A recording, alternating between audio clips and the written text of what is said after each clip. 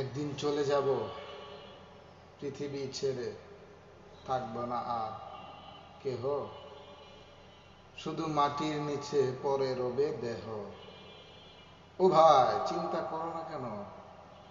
আমি নিজেই তো চিন্তা করি না। কেন করি না? আমি কি সারা জীবন বেঁচে থাকতে পারবো? একজনে একটা গান লিখেছে, আরেকজনে সুর করেছে, বেঁচে থাকার স্বপ্ন দিলা,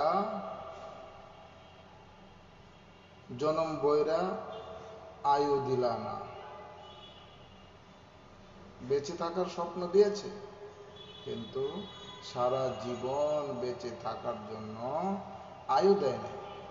কারণ এটা তো সুখের জায়গা নয়, এটা হচ্ছে ক্ষণস্থায়ী 2 দিনের দুনিয়া।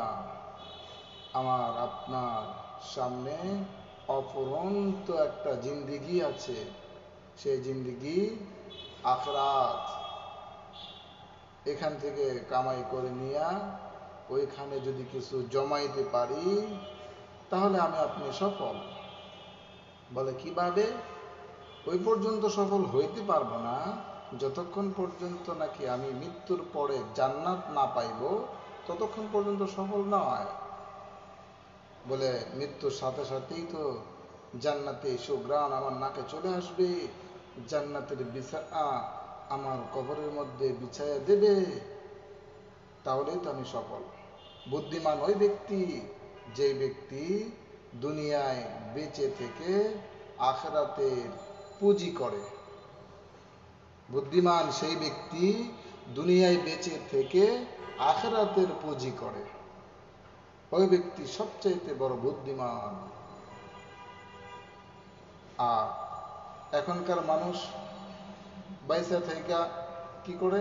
বাড়ি গাড়ি অট্টালিকা এত কিছু করে, যা অবশেষে রেখে চলে যেতে হয়। কি লাভ?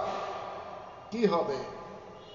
এ দুনিয়ার খ্যাতি, যশ, নাম, দাম, অট্টালিকা, আমি অমুক, কলারটা এভাবে লাড়া দিয়ে বলে আমি অমুক, চেনো আমাকে। কি হবে? কবরে যাওয়ার পরে যদি মার রব্বুকা, আমার দীনুকা, আমার নাবিয়ুকা, 3টা প্রশ্নের জবাব যদি আমি সঠিকভাবে না দিতে পারি, তাহলে তো আমি